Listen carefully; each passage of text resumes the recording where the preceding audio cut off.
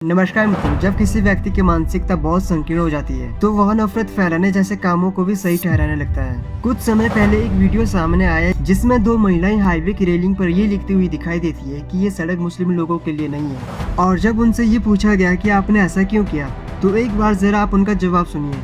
कल एक video viral हुआ, हाईवे पे लिखा ये हाईवे मुसलमानों के लिए नहीं है। आप ही ने लिखा? जी मैंने लिखा। मैं हिंदू रक्षा दल से प्रदेश अध्यक्ष रद्द से हमने लिखा ये रोड मुसलमानों के लिए नहीं है, और वाकई नहीं है, क्योंकि मुसलमान इस रोड का टैक्स नहीं भरते। आपके मन में ये सवाल नहीं था कि ऐसा लिखने से समाज में वैमनस्यता फैल सकती है, ये से एक दूसरे में टकराव हो सकता है, माहौल खराब हो सकता है? ये आपके ज़हन में नहीं था जब आप लिख रहे थे? देखिए, माहौल से हम डरते हैं, लिखने से भी नहीं डरते। आगे मन करा मस्जिद पे भी लिखेंगे।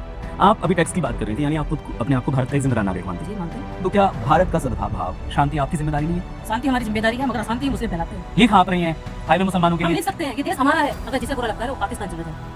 लेकिन अशांत मतलब लिख आप रही हैं ऐसा संदेश जिससे अशांति फैल सकती है, और आप कह रही हैं शांति मुसलमान फैलाते हैं। हाँ, शांति मुसलमान फैलाते हैं, जिसको बुरा लगता है, जिस मुस्लिम को बुरा लगता है वो पाकिस्तान जा सकता है। आगे भी लिखेंगे? लिखेंगे, जरूरत पड़ी तो जहाँ जरूरत पड़ी वहाँ लिखेंगे। अब आप पे मुकदमा हो गया है, कोई बात नहीं, ऐसे मुकदमों से हम डरते नहीं। आगे भी हो जाए कोई बात नहीं, जमानत करानी पड़ सकती है, जेल में जाना पड़ता कोई बात नहीं, कोई टेंशन नहीं। कल की भले आज भेज दो जेल, पर हाँ जो सही कार्य है वो हम करते रहेंगे। है। ये इस तरीके से लिखना, सदभाव को चोट पहुंचाना, लोगों को भड़काने से आप सही काम मानते हैं? हमने तो लोगों को भड़काया ही नहीं है, हम कहाँ से लोगों को भड़का रहे अगर अभी कोई सड़क पे लिख रही है सड़क हिंदू के लिए नहीं, आपको कैसा लगेगा?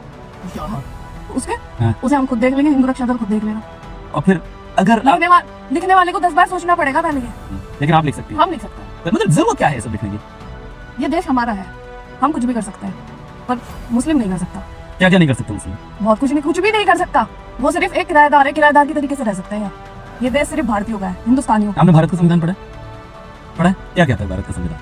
हमारे लिए सिर्फ ये देश सनातनियों का है, हम सिर्फ यही मानते हैं। भारत के नागरिक होने के नाते संविधान के प्रति आपकी जिम्मेदारी सम्मान है? क्या कहता है भारत का संविधान, बताइए? भारत का संविधान तो कहता है सब बराबर, सब बराबर है, लेकिन सब इक्वल है। हाँ, मुझे तो उसी सड़क से लौटना है। अब क्या करना चाहिए मुझे? कोई बात नहीं, आप चले जाइए, नीचे से चले जाइए, नीचे से रास्ता बनाइए। इनका ये कहना था कि मुस्लिम लोग इस सड़क का टैक्स नहीं भरते, लेकिन सवाल ये है क्या भारत में सच में कोई भी नागरिक टैक्स दिए बिना सड़कों का इस्तेमाल करता है? जब आप पेट्रोल भरवाते हैं, जब आप कोई भी सामान खरीदते हैं, जब आप जीएसटी देते हैं, तो उसी टैक्स से सड़कें, हाईवे और सार्वजनिक सुविधाएं बनती है। यानी टैक्स हर नागरिक देता है, चाहे उसका धर्म कुछ भी हो।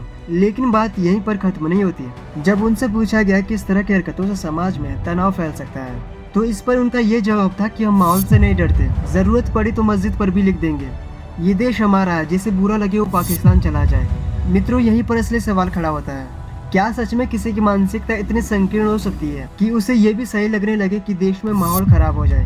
हमारा संविधान साफ कहता है कि भारत का हर नागरिक बराबर है। सड़कें, अस्पताल, रेलवे स्टेशन या पार्क किसी एक धर्म या जाति के नहीं होते, वे सार्वजनिक होते हैं। लेकिन असली मुद्दा यहाँ पर इनकी ये नीच हरकत नहीं है, बल्कि असल मुद्दा यहाँ पर उस मानसिकता का है जो लोगों को नफरत फैलाने और समाज को धर्म के आधार पर बांटने को भी सही मानती है। और सच यही है, जब ऐसी मानसिकता समाज में सामान्य बन जाती है तो उसका नुकसान सिर्फ किसी एक समुदाय को नहीं होता, बल्कि पूरे समाज को होता है।